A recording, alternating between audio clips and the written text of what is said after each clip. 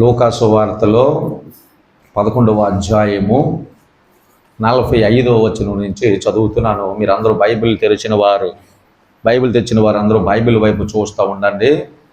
అప్పుడు ధర్మశాస్త్రోపదేశకుడు ఒకడు, బోధకుడా, ఇలాగు చెప్పి మమ్మును కూడా నిందించుచున్నావు అని ఆయనతో చెప్పగా, ఆయన, అయ్యో ధర్మశాస్త్రోపదేశకులారా, మోయశక్యము గాని బరువులను మీరు మనుషుల మీద మోపుదురు గాని మీరు ఒక వ్రేలుతోనైనను ఆ బరువులను ముట్టరు. అయ్యో, మీ పితరులు చంపిన ప్రవక్తల సమాధులను మీరు కట్టుచున్నారు. కావున మీరు సాక్షులై మీ పితరుల కార్యములకు సమ్మతించుచున్నారు. వారు ప్రవక్తలను చంపిరి, మీరు వారి సమాధులు కట్టుచుందురు. అందుచేత దేవుని జ్ఞానము చెప్పిన దేమనగా, నేను వారి యొద్దకు ప్రవక్తలను అపోస్తులను పంపుదును. వారు కొందరిని చంపుదురు, కొందరిని హింసింతురు. కాబట్టి లోకం పుట్టినది మొదలుకొని, అనగా హేబేలు రక్తం మొదలుకొని బలిపీఠమునకును మందిరమునకును మధ్య నశించిన జకర్యా రక్తం వరకు చిందింపబడిన ప్రవక్తలందరి రక్తము నిమిత్తము ఈ తరము వారు విచారింపబడుదురు. నిశ్చయముగా ఈ తరము వారు ఆ రక్తము నిమిత్తము విచారింపబడుదురని మీతో చెప్పుచున్నాను. అయ్యో ధర్మశాస్త్రోపదేశకులారా, మీరు జ్ఞానమును తాళపు చెవిని ఎత్తుకొని పోతిరి. మీరు జ్ఞానమును తాళపు చెవిని ఎత్తుకొని పోతిరి. మీరును లోపల ప్రవేశింపు వారిని అడ్డగింతురు. దేవునికి స్తోత్రం. ఈ చదవబడిన వాక్యం అంతా మీకు చెప్పడానికి అవ్వదు, సమయం చాలదు. ఇదంతా చెప్పాలంటే సమయం చాలదు. అయితే మనం చదువుకున్న మూలవాక్యం ఏంటంటే 52వ వచనం. ఈ 52వ వచనం అర్థం అవ్వడానికి 45 నుంచి చదివిన మాటల్లో మీకు అక్కడక్కడ చిన్న జ్ఞాపకం చేస్తాను. మీకు 52వ వచనం అర్థమయ్యేలా చేయాలని నా ఉద్దేశం. 52వ వచనములో యేసు ప్రభు వారు ధర్మశాస్త్రోపదేశకులారా అని మనుషుల్ని పిలుస్తున్నాడు. అంటే మనుషుల్ని పేరు పెట్టి పిలుస్తాం. మనము సహజంగా పేరు పెట్టి పిలుస్తాం. అలాగే పేరు పెట్టి పిలిచిన దానికంటే ముందు కొన్ని చోట్ల కొంతమంది మనుషులు కొన్ని ఊత పదాలు, అంటే ఊత పదాలని అనవచ్చు, లేకపోతే బిరుదులు అనవచ్చు, లేకపోతే వారు కులాన్ని అనొచ్చు.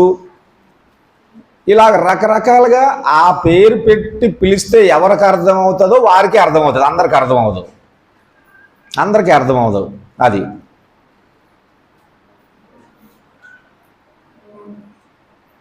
యేసు ప్రభువారు సజీవుడిగా ఈ భూమి మీద ఉన్న రోజుల్లో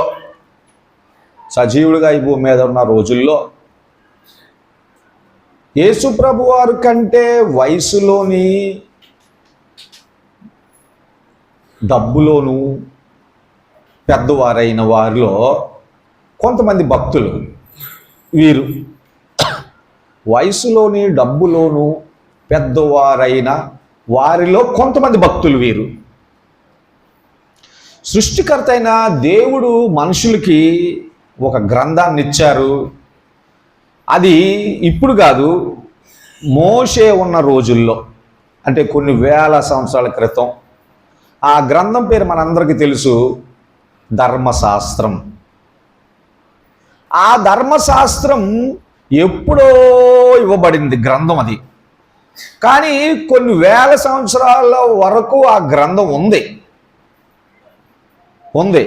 ఆ గ్రంథాన్ని వివరించి, బోధించి, నేర్పించి, చెప్పే కొంతమందిని ధర్మశాస్త్రోపదేశకులు అన్న యేసు ప్రభు వారు ఉన్న రోజుల్లో వినబడుతున్న మాట.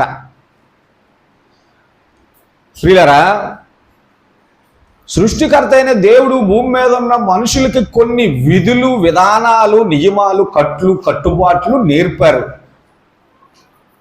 అది ప్రవక్తల ద్వారా దేవుడు నేర్పాడు. దేవుడు స్వయంగా వచ్చి నేర్పింది కాదు.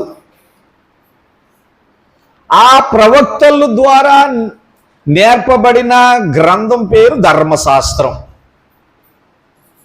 ఆ ధర్మశాస్త్రాన్ని పాటించవలసిన బాధ్యత మనుషులందరికీ ఉంది. దాన్ని పాటించాలంటే చెప్పేవారు దానిలో ఉన్న మాటలు వినేవారికి బాగా జాగ్రత్తగా వివరించాలి. యేసుప్రభు వారు మనుషుడిగా భూమి మీదకి వచ్చిన రోజుల్లో అది లేదు. యేసుప్రభు వారు ఎవరు అంటే మళ్ళీ మధ్యలోని సృష్టికర్త అయిన దేవుడు ఏ ప్రజలకైతే గ్రంథాన్ని ఇచ్చారో, విధులు విధానాలు నియమాలు నిబంధనలు కట్టుబాట్లు ఎవరైతే ఇచ్చారో ఆ దేవుడే మనుషుడిగా భూమి మీదకి వచ్చిన వారు ఆయనే యేసుక్రీస్తు ప్రభువారు. అర్థం చేసుకోండి. పూర్వం ప్రవక్తల ద్వారా ఇచ్చిన విధులు, నేర్పడానికి ఇచ్చిన విధుల్ని ప్రవక్తల ద్వారా నేర్పాలనుకున్నప్పుడు ప్రవక్తల ద్వారా ప్రజలు నేర్చుకోవటం ఏదని ఎవరైతే ఆ విధులు ఇచ్చారో ఆ దేవుడే మనుషుడుగా భూమి మీదకి రావాల్సి వచ్చింది.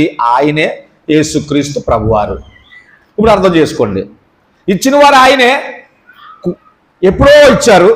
మళ్ళీ ఇప్పుడు మనం చదువుకున్న మాటల్లో ఆయనే మాట్లాడుతున్నారు. అర్థం చేసుకోండి. ఆయనే మాట్లాడుతున్నారు. కానీ ఆ సత్యం అప్పుడున్న రోజుల్లో ఉన్న ప్రజలకు తెలియదు. ఈయన ఎవరో ఒక మనుషుడు అని అనుకుంటున్నారు అంతే. కానీ మాట్లాడే ఆయనకు తెలుసు ఆయన ఎవరో. అందుకే ఖచ్చితంగా మాట్లాడుతున్నాడు. ఆయన భూమి మీద ఉన్న 33.5 సంవత్సరాల కాలంలో 3.5 సంవత్సరాల్లో మాట్లాడిన ప్రతి మాట ఖచ్చితంగా మాట్లాడేవారు. అంటే ఖచ్చితంగా అంటే బల్ల గుద్దినట్లు మాట్లాడేవారు. నీకు అందులో ఎటువంటి అనుమానం లేని విధంగా మాట్లాడేవారు. మనం మాట్లాడతాం కానీ అలా మాట్లాడడం, అప్పబావ మాటలు మాట్లాడతాం. మనం ఆడా కాదు మగా కాదు అన్నట్టు మాట్లాడుతుంటాం. మనం పొరుగింటోళ్ళు కూరేత్త వాళ్ళ కాసి మాట్లాడతాం, వీళ్ళు కూరేత్త వీళ్ళ కాసి మాట్లాడతాం. యేసుప్రభు వారి మాటలు అలాంటి మాటలు కాదు. అందుకే ఖచ్చితంగా అనే మాట వాడాను నేను. ఆయన మాట్లాడిన మాటలు 3.5 సంవత్సరాల్లో మాట్లాడిన మాటలు అన్ని మాటలు కూడా ఖచ్చితంగా ఉండేవి. ఖచ్చితంగా ఉండేయని ఎందుకు అంటున్నానంటే మనకు ఆ టేస్ట్ మనకు తెలియదు, ఆ రుచి మనకు తెలియదు. ఖచ్చితంగా మాట్లాడే మాటలు మనకు తెలియదు. మనకెందుకు తెలియదు అంటే మనకు ఎవరు కోరేస్తే ఆ మాటే మనం మాట్లాడేవాళ్ళం కాబట్టి మనకెలా తెలుస్తుంది. ఉరువు సంగతి ఎలకి తెలుస్తుంది అంటారా? కప్ప సంగతి ఏంటి పావురానికి తెలుస్తుంది అంటారా? తెలియదు. అందుకే మనకు తెలియదు ఖచ్చితంగా అంటే. ఎందుకు తెలియదు అంటే మనకు అసలు ఆ సంగతే మనకు లేదు. మనకి ఎప్పుడు ఎవరు పంచదార ఎత్తే ఆలమాటే, ఎవరు కూర ఎత్తే ఆలమాటే, ఎవరు రూపాయి ఎత్తే ఆలమాటే, ఎవరు మనకి ఏంటి పెట్రోల్ లేకుండా కొంత దూరం దేబెడితే ఆలమాటే. కాబట్టి మనకు తెలియదు. మనకే కాదు భూమి మీద మనుషులు ఎవరికీ తెలియదు.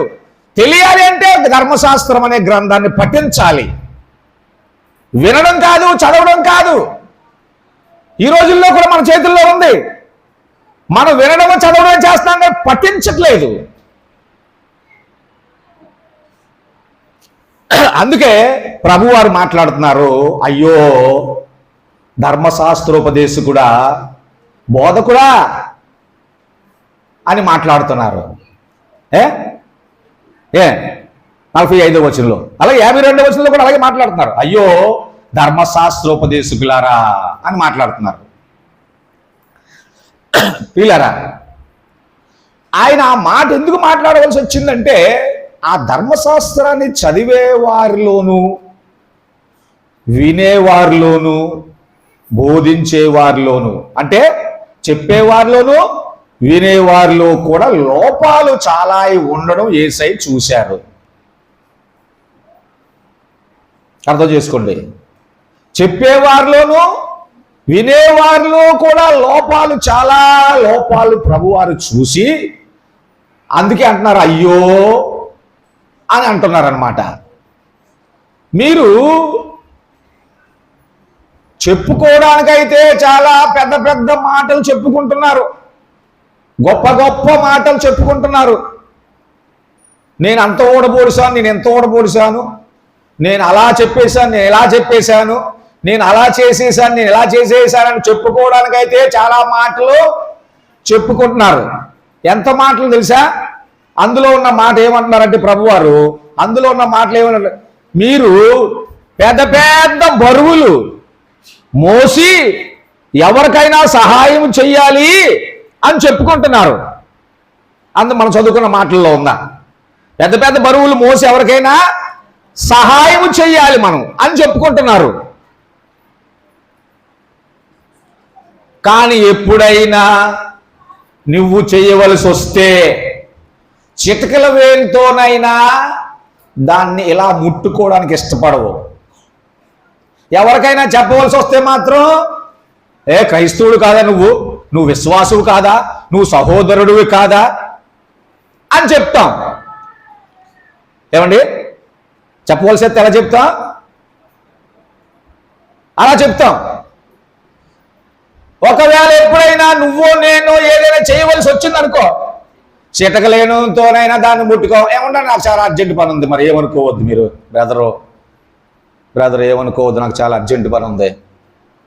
ఎప్పుడైనా ఎవరికైనా చెప్పవలసి వస్తే వీధిలో నిలబడి 4 రోడ్ల మధ్యలోనో 3 రోడ్ల మధ్యలోనో 2 రోడ్ల మధ్యలోనో లేకపోతే మన ఇంటి ముందో నిలబడి కబుర్లు చెప్పవలసి వస్తే మాత్రం నువ్వు అసలు క్రైస్తవుడివే కాదు, నీలో అసలు ప్రేమే లేదు, నీలో సహోదరుడు ప్రేమ ఉందా, సహోదరుని ద్వేషించొచ్చా, సహోదరురాల్ని ఇలాగనొచ్చా, సహోదరుని అలాగనొచ్చా అని చెప్తావు. చేయవలసి వస్తే కనీసం చిటకలేనితోనైనా ముట్టుకోడట. ధర్మశాస్త్రాన్ని వినేవారు చదివేవారు చేసే పనులు.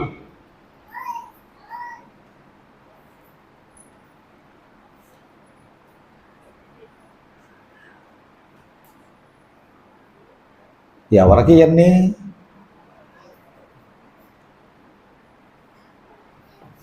ప్రతి ఆదివారం కొద్దిమంది ఏమనుకుంటారు తెలుసా? భలే చెప్పారు పాస్టర్ గారు, దానికి అలాంటి మాట అందించాడరా పాస్టర్ గారు, దానికి అలాగే అంటించాలి పాస్టర్ గారు, భలే అంటించాడు రా పాస్టర్ గారు. ఆడవాళ్ళైతే మగవాళ్ళైతే సూపర్గా అందించాడు పాస్టర్ గారు, ఆడికి అలాంటి మాట అందించాలరా పాస్టర్ గారు, అందించాడు రా, భలే అంటించాడు రా. ఇలా అనుకుంటున్న వాళ్ళతో దేవుడు మాట్లాడలేదు. మీరు ఎన్ని సంవత్సరాలు చర్చకొచ్చినా దేవుడు మీతో మాట్లాడ్డు. ఎందుకు మాట్లాడ్డు? నువ్వెప్పుడు నీ పక్కోడితో దేవుడు మాట్లాడాలని కోరుకుంటున్నావు కాబట్టి దేవుడు నీతో ఎందుకు మాట్లాడతాడు? అర్థమైందన్నమాట. నువ్వేం కోరుకుంటున్నావు? ఆడికి అందించాడు, ఈవిడికి అందించాడు అంటే నీ ఉద్దేశం, నీ కోరిక ఏంటంటే లాడితో మాట్లాడాలా, ఈడితో మాట్లాడాలా అని కోరుకుంటున్నావు కాబట్టి నీ కోరిక యావత్తు నీ కోరికను సిద్ధింపజేయునుగాక అని ఉంటుంది బైబిల్ గ్రంథంలో. యేసుప్రభు వారు కొత్త నిబంధనలో యేసుప్రభు అన్న రోజుల్లో ఏమన్నారు తెలుసా? నీ విశ్వాసాన్ని బట్టి నీకు జరుగుతుంది. ఇది అందరికీ పాత మాటే, క్రైస్తవులందరికీ తెలిసిన మాటే. యేసయ్య ఎక్కడ చూసినా నీ విశ్వాసాన్ని బట్టి, నీ విశ్వాసాన్ని అంటే నువ్వేమైతే కోరుకుంటున్నావో, నువ్వే నమ్మకంతో అయితే ఉన్నావో ఆ నమ్మకానికి తగ్గట్టే జరుగుతుంది, దానికి మించేమి జరగదు. కాబట్టి చర్చికి వస్తున్న క్రైస్తవులందరికీ ఆడికి అందించాడు, ఈడికి అందించాడు అనుకునే వారితో దేవుడు మాట్లాడ్డు. గతంలో కూడా మీతో మాట్లాడలేదని రుజువు చేస్తున్నాను, ఈరోజు రూఢి చేస్తున్నాను. గతంలో కూడా దేవుడు మీతో మాట్లాడలేదు. ఒకవేళ మాట్లాడాలి మీరు భ్రమపడుతున్నారేమో. ఎందుకు మాట్లాడలేదంటే నువ్వు ఇప్పుడున్న స్టిల్ నవ్వే డేస్ నువ్వు ఉన్న ఆలోచన ఎలాగుందంటే ఆడితో మాట్లాడాడు, ఈవిడితో మాట్లాడాడు, భలే మాట్లాడాడు అనుకుంటున్నావు. కాబట్టి ఈ రోజున్న ఈ మనసాన్ని గతంలోంచి కూడా అదే మనసు ఉంది నీలో. కాబట్టి గతంలో కూడా ఎప్పుడు యేసయ్య నీతో మాట్లాడలేదు అర్థం చేసుకో. ఇన్ ఫ్యూచర్ కూడా దేవుడు నీతో ఎప్పుడు మాట్లాడడానికి కూడా తెలుసుకో. ఎందుకంటే నువ్వెప్పుడైనా వాళ్ళతో వీళ్ళతో మాట్లాడాలని అనుకుంటున్నావు కాబట్టి వాళ్ళతోనే మాట్లాడతాడు దేవుడు. ఇది ఒక రకమైన స్వభావం కలిగిన క్రైస్తవుల యొక్క ఆలోచన. ఇంకో రకమైన స్వభావం ఎవరికి ఉంటుందంటే, పాస్టర్ గారు నా కోసమే చెప్పాడు, ఎవరో చెప్పేశారు నా కోసం పాస్టర్ గారికి. ఇది ఎవరికి ఉంటుందంటే సైతాను బుద్ధి. సైతాన్ ఎవరిలో అయితే నివాసం చేస్తుంటుందో వారిలో ఈ స్వభావం ఉంటుంది. వెళ్ళిపోయేటప్పుడు, చర్చ నుంచి వెళ్ళిపోయేటప్పుడు తేలికైన మనసుతో ఏ బరువు బాధ్యత మీద లేనట్టు తేలిగ్గా చూడు ఆకు ఎగిరిపోతుంటుంది గాలికి, అలా వెళ్ళిపోతుంటారు కొంతమంది. వారితో దేవుడు మాట్లాడారు అని అర్థం చేసుకోండి. చప్పట్లు కొట్టి ప్రభువు దేవునికి స్తోత్రం. నువ్వు ఏ స్థితిలో ఉన్నావో సహోదరుడా సహోదరి నువ్వు అర్థం చేసుకో.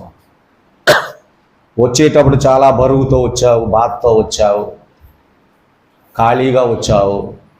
ఒకసారి పాస్టర్ గారు ప్రార్థన చేస్తారు కదా, నిండు కొండలాగా పంపించు నాయన, ఖాళీ కొండల్లాగా వచ్చాం. నిజంగా ఖాళీ కొండలాగా వచ్చిన వాళ్ళు చాలా తక్కువ మంది ఉంటారు.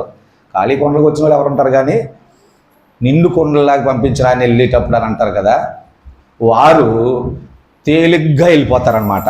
అంతా ఇక్కడ వదిలేసి దేవుడి దగ్గరికి వచ్చాను, నా ప్రభు దగ్గరికి వచ్చాను, అంతా ఆయనే చూసుకున్నాడు, ఆయనకు వదిలేశాను, యేసయ్య నాతో చెప్పాడు మాట, చాలులే అది చాలులే, ఇంకా వచ్చినా పర్లేదు, రాపోయినా పర్లేదు, బతికినా పర్లేదు, చచ్చినా పర్లేదు, చాలులే అంతేమా వెళ్ళిపోతారు. ఇంకా ఎవరు తయారు. వారితో దేవుడు మాట్లాడారు. అర్థం చేసుకో. ఇదంతా ఎందుకు చెప్తున్నారంటే, ధర్మశాస్త్రాన్ని వినేవారు, బోధించేవారు ఈ లోకములో ఎలా ఉన్నారనేది మనకు తెలియాలని యేసుప్రభు వారు చెప్పిన మాటల్లో ఒక మాట చూస్తున్నాం. మనం చెప్తున్నారే తప్ప మీరు ఎప్పుడు చిటికినేలతోనైనా దేనికి ఏ మనిషికి ఆ రోజు ఆ నరకంలో ఉన్నవాడు ఆ లాజర్ని పంపించయ్యా చిటికిలేనితో ఒక్క డ్రాప్ వేయించిన ఆయన అని అడిగాడు చూసావా. ఆ రకంగా కుదరదు అనేసాడు కదా, అప్పుడు అబ్రహాం గారు కుదరదు అనేసారు కదా. అది ఒక రకమైన ఆత్మీయ అనుభవం. ఇప్పుడు మనం ఎవరికి చిటికిలేనితో కూడా సహాయం చేయము. సహాయం చేయవలసి వస్తే, కానీ కబుర్లు చెప్పవలసి వస్తే మాత్రం కొండలు ఎత్తియాలరా. మనం క్రైస్తవుల్ని కొండలు ఇలా సులువుగా ఇలా ఎత్తి పారేయాలి తెలుసా. క్రైస్తవులు అంటే ఏంటనుకుంటున్నారు? సహోదరులు అంటే సహోదర ప్రేమ లేదా నీకు? ఎందుకండి క్రైస్తవులు సహోదర ప్రేమ లేనోళ్ళు కొండలు ఎత్తరండి ఎవరను అని చెప్తారు. ఈవిడు మాత్రం ఎవరికి చిటకలేని కూడా మోపడేలాగా. యేసయ్య వాళ్ళ కోసమే చెప్తున్నాడు, అయ్యో సహోదరి సహోదరులారా అని చెప్పుతూ ఇంతకీ ఆయన బాధ ఏమిటంటే ఆ 52వ వచనంలో, మీరు జ్ఞానమునే తాళపు చెవిని ఎత్తుకొని పోయారు. జ్ఞానమనే తాళపు చెవిని ఎత్తుకుపోయారు. ఎత్తుకుపోయిన వాళ్ళు ఏమంటారు? దొంగలు. ఎత్తుకుపోయారు. జ్ఞానం అనే తాళపు చెవి అంటే జ్ఞానం అనగా యేసుక్రీస్తు ప్రభువారు. యేసుక్రీస్తు ప్రభువారు ఉండే ఆ పరలోక రాజ్యం. జ్ఞానం అనే తాళపు చెవిని ఎత్తుకుపోయారు. ఎత్తుకుపోయిన వాళ్ళు సరే తాళం మీ దగ్గర ఉంది కదా అని చాలామంది ఆ డోరు తాళాన్ని తీస్తే చాలామంది లోనికి వెళ్తారు కదా అని ఆ తాళమును ఎత్తుకుపోయిన వాళ్ళు తాళం ఓపెన్ చేయట్లేదట. ఏం చేస్తున్నారు ఎత్తుకుపోయిన వాళ్ళు? ఏమండి, మీరును లోపల ప్రవేశించే వారిని ప్రవేశింపనీయరు. తాళపు చెవిని ఎత్తుకుపోయిన వాళ్ళు చేసే పని చూడండి ఎలాగుందో. ఆడు తిండో తినేవాడు తిన్నవాడు, ఆడు నిద్రపోడు నిద్రపోయే వాళ్ళు నిద్రపోనివ్వరు, ఆడు ప్రశాంతంగా ఉండడు ప్రశాంతంగా ఉన్నవాళ్ళు ప్రశాంతంగా ఉండేవారు, ఆడు కూర్చోడు కూర్చున్న వాళ్ళు కూర్చోనివ్వరు. ఏమండి చూడండి, ఇంకెన్ని దానికి కలుపుకుంటారో లింక్ చేసుకుంటారో చేసుకోండి. మొత్తానికి ఆ మనిషి మాత్రం ఏమండి అనుభవించదు, అనుభవించే వాళ్ళు అనుభవించనివ్వరు. మంచి చెడు కాదు చెడు చేస్తున్నారులేండి. తాను చెడ్డ కోతి వనమల్లా చెడిపిందని ఏమండి వాళ్ళు చర్చికి రావడం మానేసింది కాకుండా అందరినీ మానిపించేస్తారు. వాళ్ళు దేవుడికి ఇవ్వడం మానేసింది కాకుండా అందరినీ ఇవ్వడం మానిపించేస్తారు. వాళ్ళు పాడింది కాకుండా పాడడం మానేసింది కాకుండా అందరినీ పాడడం మానిపించేస్తారు. వాళ్ళు చర్చికి రావడం మానేసింది కాకుండా వచ్చేవాళ్ళు కూడా రావడం మానిపించేస్తారు. మరి ముఖ్యంగా ఎవరైనా దేవుడికి ఏదైనా పని చేస్తామంటే వాళ్ళు చేయడం మానేసింది కాకుండా చేసేవాళ్ళు కూడా చేయడం మానిపించేస్తారు. మొత్తానికి ఎలాగుంది? చెడు విషయంలో తాను చెడ్డ కోతి వనమల్లా చెడిపిందని, మంచి విషయంలో ఆ మనిషి వెళ్ళదు, వెళ్ళి వాళ్ళు వెళ్ళనివ్వరు.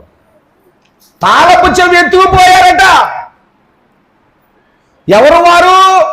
ధర్మశాస్త్రం కోసం బాగా తెలిసిన వారే. వాక్యం తెలుసా, నీకు తెలుసా, నాకు తెలుసా, నువ్వు చదివావా, నేను చదివానా, నేను ఎన్ని సంవత్సరాలు చదువుతున్నాను, నువ్వెన్ని సంవత్సరాలు చదువుతున్నావు అని మాట్లాడుకుంటాం కదా. మన బైబిల్ కోసం మాట్లాడేవలసి వచ్చేసరికి నేను చెప్తుంటాను కదా, నేను ఎన్నిసార్లు చదివానని. ఈ వాక్యం తెలుసా అనేది ఎత్తుకుపోయి ఏం చేశారట, దాన్ని ఎత్తుకుపోయి ఏం చేశారట, ఎల్లరో వెళ్ళి వాళ్ళు వెళ్ళనివ్వట్లేదట. ఇప్పుడు అది మీరు ఒక మాటలు అర్థం చేసుకోండి. ఎలాగుంది ఈ మాట, మీకు ఎలాగ అర్థమైంది అర్థం చేసుకోండి పిల్లరా. ఇప్పుడు ఇది ఎందుకు యేసుప్రభు వారు మాట్లాడుతున్నారంటే,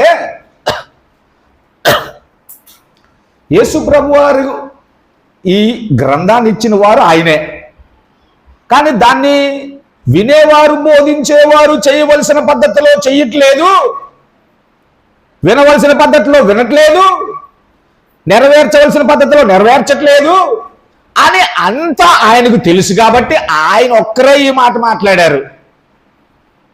ఇక బైబిల్ గ్రంథంలో ఉన్న ఏ ప్రవక్త కూడా ఇలాంటి మాట మాట్లాడలేదు. మీరెల్లరో వెళ్ళి వాళ్ళు వెళ్ళవట్లేదు అనే మాట బైబిల్ గ్రంథంలో ఉన్న ఏ ప్రవక్త కూడా ఇలాంటి మాట మాట్లాడలేదు.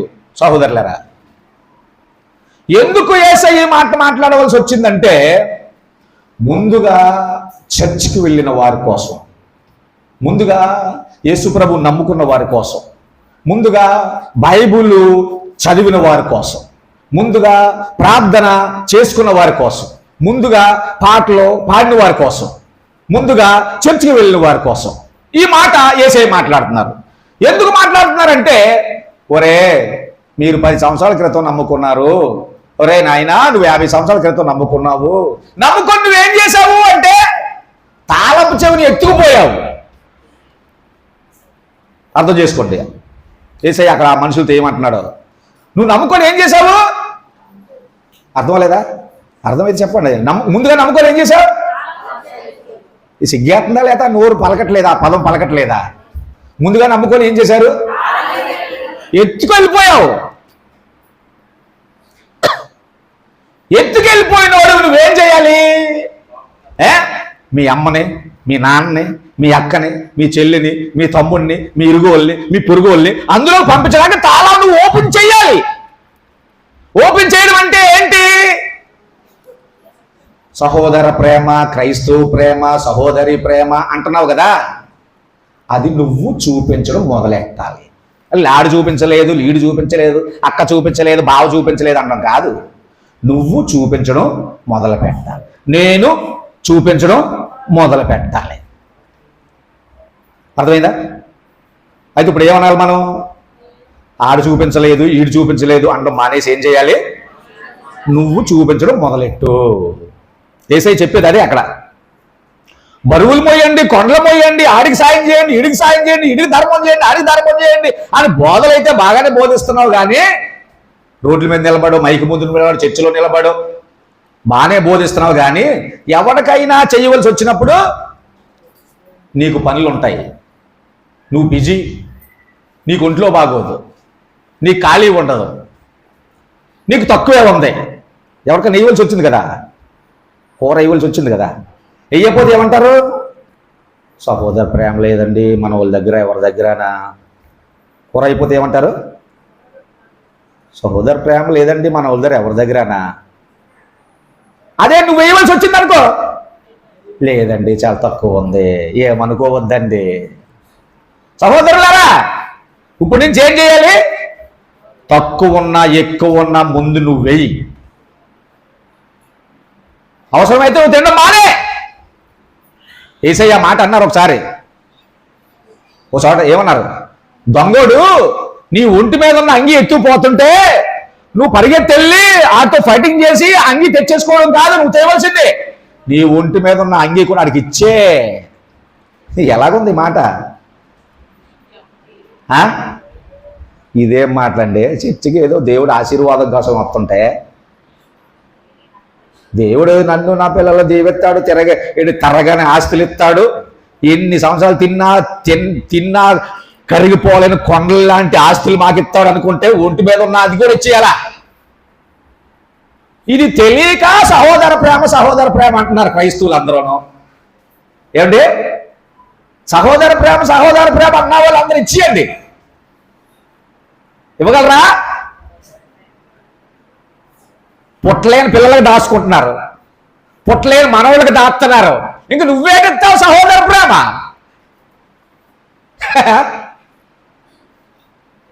ఏ దాసామాషి అనుకుంటున్నారు బైబిల్ అంటే, భక్తి అంటే ఏదో నాకు కబుర్లు చెప్పారు అనుకుంటున్నారు. వీధుల మధ్యలో నిలబడి, చర్చిలో నిలబడి, ఇంట్లో నిలబడి. అంత తేలిక కాదు. నువ్వు తినడం మానేసైనా నీ సహోదరుడికి నువ్వు పెట్టాలి. అప్పుడు సహోదర ప్రేమ కోసం మాట్లాడు. ఎక్కడ దొరికితే అక్కడ 4 ఇంట్లకి తిరిగి కుక్కలాగా ఎక్కడ దొరికితే అక్కడ బుక్ చేసి వెళ్ళిపోయిన వాళ్ళు అందరూ సహోదర ప్రేమ కోసం చెప్పాడువే. యేసయ్య బాధ ఏమిటంటే, ఈ అయ్యో అనే మాట 45 నుంచి విరిటిగా చదువుకున్న వాళ్ళు అయితే, చదువులేని వాళ్ళైతే మళ్ళీ ఎప్పుడు ఎవరన్నా అడగండి. అయ్యో ధర్మశాస్త్ర ఉపదేశకులారా అంటున్నాడు యేసయ్య. ఎందుకంటున్నాడంటే, చెప్పడానికి చేయించడానికి మీరు బోల్డ్ ఉదాహరణలు ఇచ్చేస్తున్నారు, సలహాలు ఇచ్చేస్తున్నారు, ప్రోత్సహించేస్తున్నారు. ఇదో మాట, ప్రోత్సహించే వాళ్ళు లేరట. పాస్టర్ గారు మమ్మల్ని కింద తొక్కేస్తున్నారు తప్ప ప్రోత్సహించట్లేదు. ప్రోత్సహించేవాళ్ళంటే ఎలాంటి వాళ్ళు అనుకుంటున్నారు వాళ్ళు?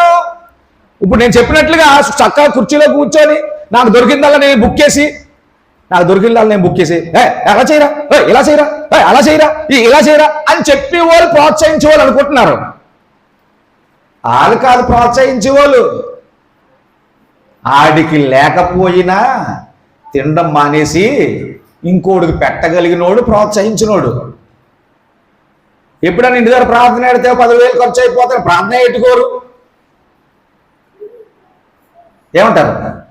మీరా సహోదర ప్రేమ కోసం మాట్లాడే వాళ్ళు? ఎప్పుడైనా ఇంటి దగ్గర ప్రార్థన పెడితే 10,000 ఖర్చు అయిపోతాను అంటారు. యేసయ్య ఇప్పుడు అలాగే చెప్తాడు, అలాంటి ముదురులకే చెప్తాడు. ఇక్కడ మీరు ఇంటికే చదువుకోండి. ఆ 10,000 ఉంటే పావుతులం బంగారం వస్తుంది. పుట్టలేని మనవడికి, పుట్టిన మనవడికి కాదు. మీరు ఆ సహోదర ప్రేమ కోసం ఆలోచిస్తున్నారు. సహోదరులారా, భక్తి అంటే వాళ్ళకి చెప్పేద్దాం వీళ్ళకి చెప్పేద్దాం అనుకోవడం కాదు. ముందు నువ్వు నీకు చెప్పుకో, ఆ తర్వాత నీ ఆవిడికి చెప్పు. నీకు చెప్పుకోకుండా మీ ఆవిడకి కూడా చెప్పొద్దు, మీ కూతురికి కూడా చెప్పొద్దు, నీకు చెప్పుకోకుండా. అందుకని చెప్తున్నారు యేసయ్య, బరువులు మొయ్యాలని సలహాలు ఇచ్చేస్తారు కానీ సిటికిలేనితో కూడా సాయం చేసే గుణము లేని వారులారా మీరా చెప్తున్నారు. ఇప్పుడు ఏమంటాడు ఇక్కడ అసలు విషయంలో? మీరు లోపలికి వెళ్ళరు, వెళ్ళే వాళ్ళని వెళ్ళనివ్వరు. ఈ మాట ఎంత బాధ అంటే, ఈ మాట ఎంత బాధ తెలుసా? 1955వ సంవత్సరంలో ఒకరు యేసయ్యని నమ్ముకున్నారు. 1955వ సంవత్సరంలో ఒకరు యేసయ్యని నమ్ముకున్నారు. ఆ మనిషి బ్రాహ్మణ కులంలో పుట్టినవాడు. 1955లో బ్రాహ్మణ కులంలో పుట్టినవాడు. బ్రాహ్మణ కులంలో కూడా కొన్ని రకాలు ఉంటాయట. అవి ఎన్నుంటాయో నాకు తెలియదు కానీ బ్రాహ్మణ కులంలో శ్రోత్రియ బ్రాహ్మణ కులస్తులట వారు. శ్రోత్రియ బ్రాహ్మణ కులస్తులు వారి ఇంటి విలవేల్పులు వీరభద్రుడు, భద్రకాళి. ఆ ఇంటి విలవేల్పులు వీరభద్రుడు, భద్రకాళి. అలాంటి ఒక మనిషి యేసు ప్రభువుని నమ్ముకోవాల్సిన పరిస్థితి వచ్చింది. అర్థం చేసుకో. శ్రోత్రియ బ్రాహ్మణ కులంలో పుట్టిన ఒక మనిషి 1955వ సంవత్సరంలో యేసయ్యని నమ్ముకోవాల్సి వచ్చినప్పుడు ఏమంటున్నాడు తెలుసా? ఆ మనిషి ఏమంటున్నాడు తెలుసా?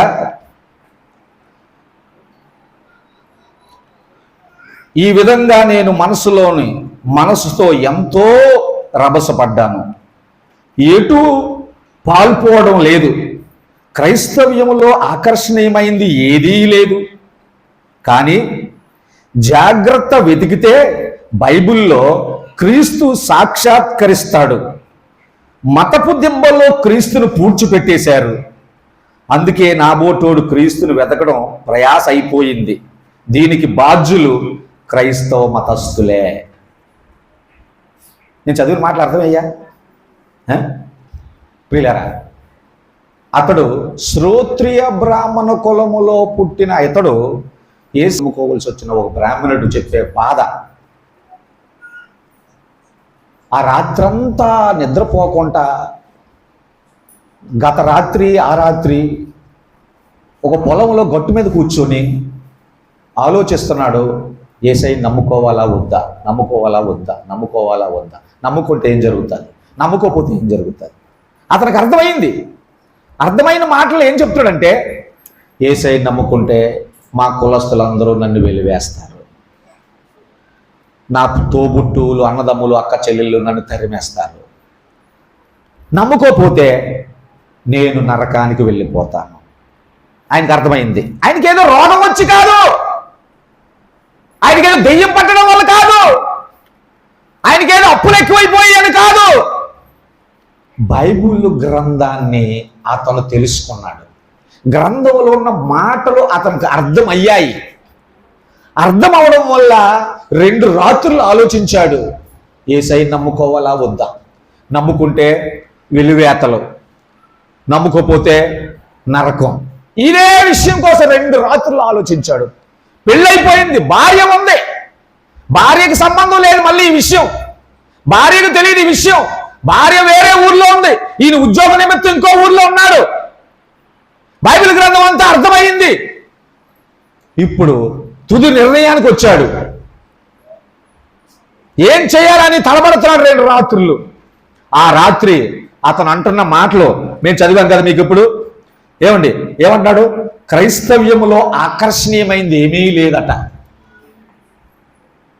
కానీ ఇప్పుడున్న పాస్టర్ గారులు ఎలాగ ఆకర్షిస్తున్నారు? అర్థమైంది? ఆకర్షణీయమైందంటే అర్థమైంది ఎవరికైనా?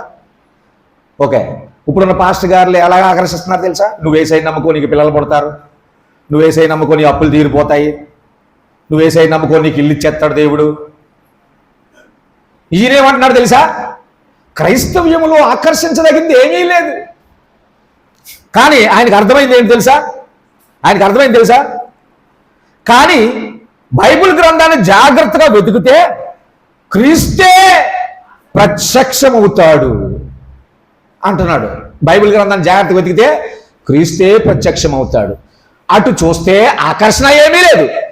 అలాగని వదిలేద్దామా అంటే ఈ గ్రంథాన్ని బాగా చదివితే దేవాది దేవుడే నాకు సాక్షిగా నాకు ఎదురుగా నిలబడిపోతాడు. అలాంటి అవకాశం ఉంది. ఏం చేయాలి ఇప్పుడు? కానీ నమ్ముకున్నామంటే ముందు నమ్ముకున్న క్రైస్తవులు ఏం చేశారట? క్రీస్తుని దెబ్బలో వేసి కప్పేశారట. ఏ దెబ్బ? మతం అనే దెబ్బలో వేసి కప్పేశారట క్రీస్తుని. ఇప్పుడు క్రీస్తు దగ్గరికి వెళ్దామంటే అందరూ ఏమనుకుంటున్నారు? మతంలోకి వెళ్తున్నారు రా అనుకుంటున్నారు. అక్కడ క్రీస్తు కనబడట్లేదు, మతం అనే దెబ్బ కనబడుతుంది. ఓ సామెత ఉంది కదా, తాడి చెట్టు కింద కూర్చొని పూర్తి చేయండి. తాడి చెట్టు కింద కూర్చొని పాలు తాగినంత మాత్రాన పాలు అనరు. అక్కడ తాడి చెట్టు కనబడుతుంది కాబట్టి ఆ తాటికల్లి అంటారు కదా. అలాగే క్రీస్తుని మతం అనే దెబ్బలో కప్పేశారు లోకస్తులు. ముందు నమ్ముకున్న వాళ్ళందరూ ఎవరండి? రాదు. ఇప్పుడే చెప్పాను, అయినా రాదు. ఎక్కడొస్తుంది? లోపల ఎన్నో సంవత్సరాలు చొందిపోయింది లోనే. ఆ సహోదరుడికి ప్రేమ లేదు, ఈ సహోదరుడికి ప్రేమ లేదు, ఆ సహోదరుడికి ప్రేమ లేదు. ఇదంతా పోవాలంటే అది సులువేం కాదు. 1 నెల రోజులు, 2 నెలలు, 3 నెలలు, సంవత్సరంలో పోతుందా? కానీ ఈ శ్రోత్రియ బ్రాహ్మణ కులములో పుట్టిన ఇతడు బైబిల్ గ్రంథాన్ని తెలుసుకుని చదివి యేసయ్యని నమ్ముకుందామంటే ఏం చేయాలో అర్థం కావట్లేదు. భార్య కూడా ఉంది, భార్యతో చెప్పలేదు, అన్నదమ్ములతో చెప్పలేదు, కుటుంబంతో చెప్పలేదు. నమ్ముకుంటే వెలివేతలు జరుగుతాయి. ఒకసారి ఇతని బంధువు అన్నాడట, హిందూ మతంలో ఏమైనా లోపాలుంటే నువ్వు సరిచేయరా అన్నాడట. ఎందుకురా నువ్వు ఆ యేసయ్యని నమ్ముకుంటున్నావు? ఆ నిమ్మన జాతి దేవుణ్ణి ఎందుకురా నమ్ముకుంటున్నావు? హిందూ మతంలో ఏమైనా లోపాలుంటే సరిచేయరా అన్నాడట. అప్పుడు ఇతనికి అనిపించింది, నేను సరిచేయగలిగిన మతం నాకెందుకు? నన్ను సరిచేయగలిగిన క్రీస్తు నాకు కావాలి. కానీ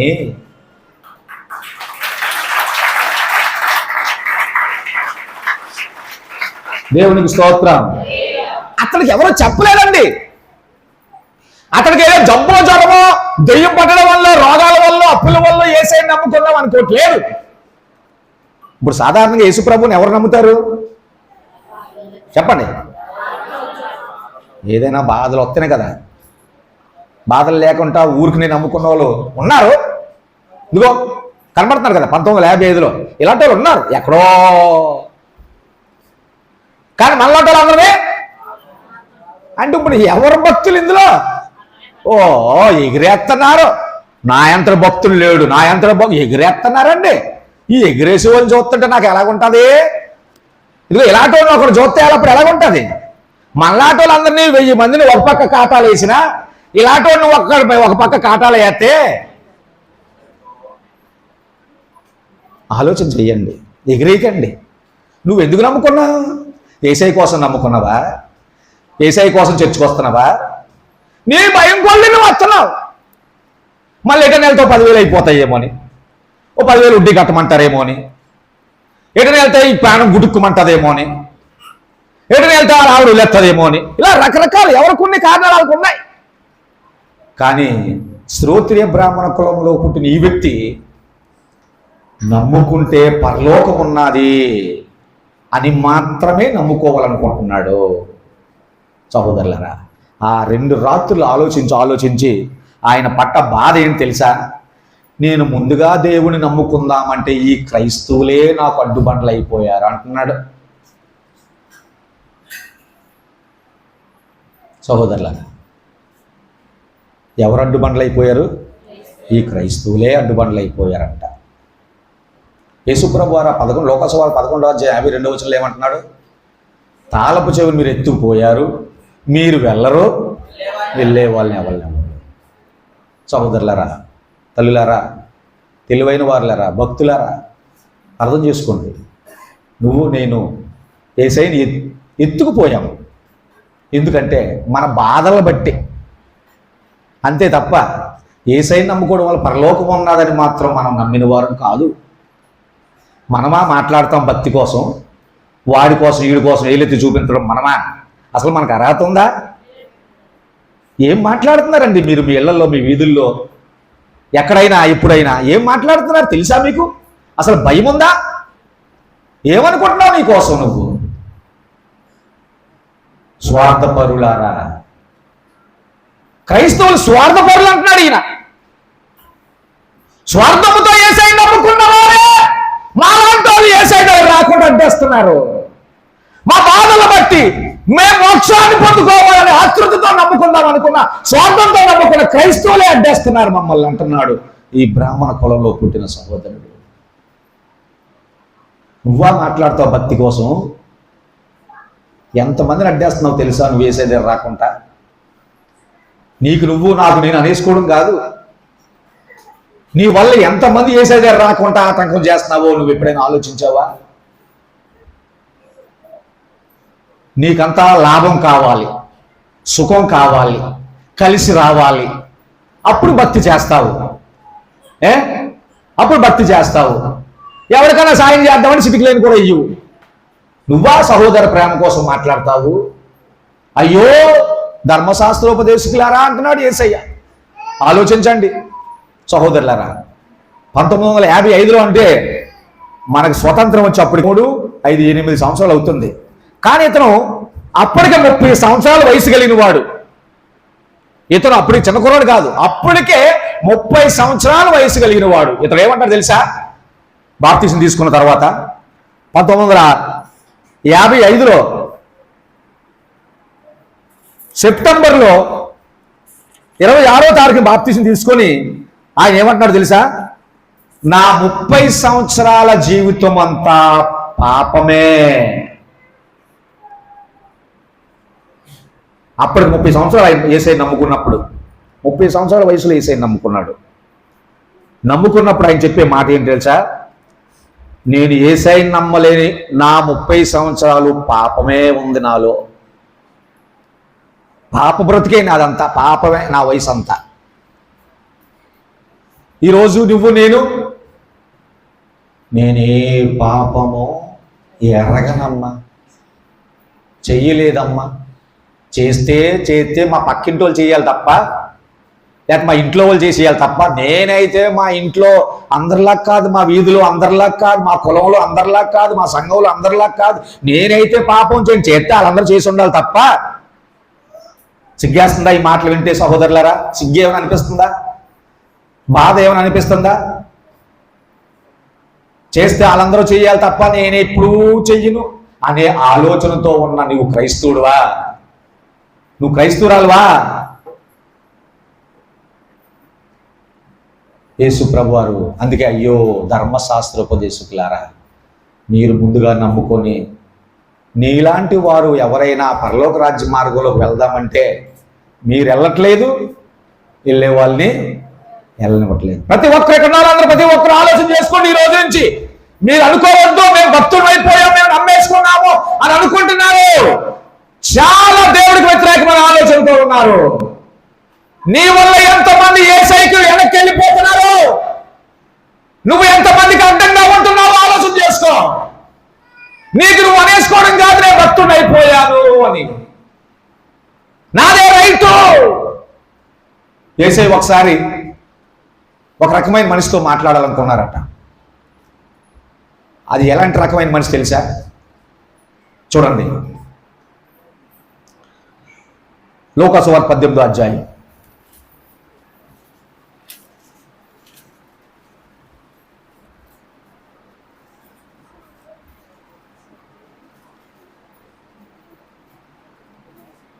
మీరు చదవక్కర్లేదు కానీ మీరు తీస్తే చూసుకొని చదువుకోండి. 9వ వచనం, లూకాసు వార్త 18వ అధ్యాయం 9వ వచనం ఒకటి చదవండి చాలు.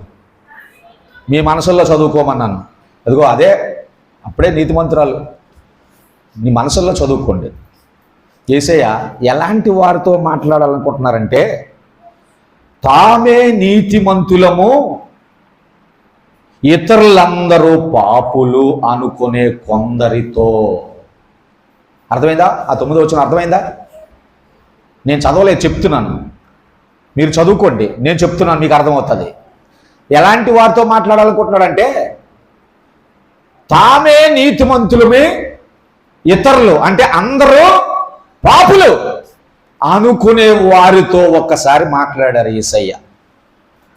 తర్వాత మీకు చెప్తాను, మీకు తెలిసింది ఆటే అర్థం చేసుకోండి. ఇప్పుడు ఎందుకు చదివానంటే, ఇక్కడున్న మనలో నేనే నీతిమంతుడిని అనుకున్నాను అంటే పిల్లరా దేవుణ్ణి నమ్మనట్టు. నేను అక్కడ ఉన్న మాట చూసారా? తామే నీతిమంతులు అనుకుని తమ్మునే నమ్ముకునే కొందరితో.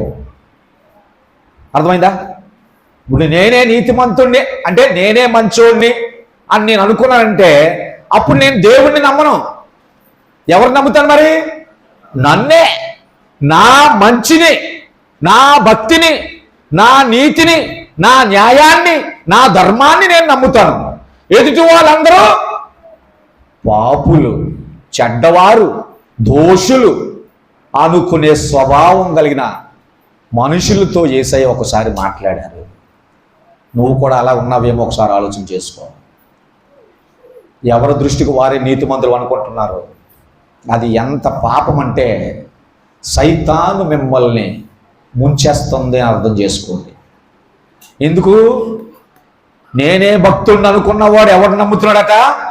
దేవుడిని నమ్మట్లేదు, దేవుడిని నమ్మడు, వాడిని వాడే నమ్ముకుంటున్నాడు.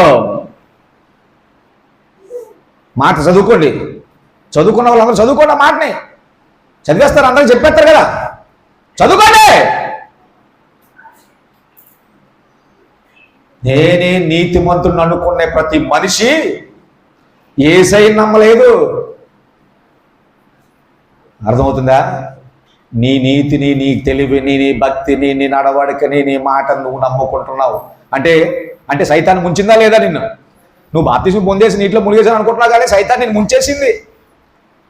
నువ్వు వెళ్ళవో అర్థం చేసుకో. యేసయ్య అదే బాధపడుతున్నాడు. మీరు వెళ్ళరు, వెళ్ళే వాళ్ళని వెళ్ళనివ్వరు. అలాగే ఉండిపోతావా? మారుతావా? నీతో మాట్లాడా? ఎవరితో మాట్లాడా? ఆలోచన చేసుకోండి. నీతో మాట్లాడా? ఎవరితో మాట్లాడా? ఆలోచన చేసుకో. అలా ఉండిపోతావా? మారుతావా? నువ్వే నీతిమంతురాలు అనుకుంటే నువ్వు యేసయ్యని నమ్మలేదు అని అర్థం చేసుకో. వాక్యం చెప్తుంది, నేను కాదు. నువ్వే నీతిమంతుని అనుకుంటే నువ్వు యేసయ్యను నమ్మట్లేదు అని వాక్యం చెప్తుంది. అలా ఉండిపోతావా, మారుతావా?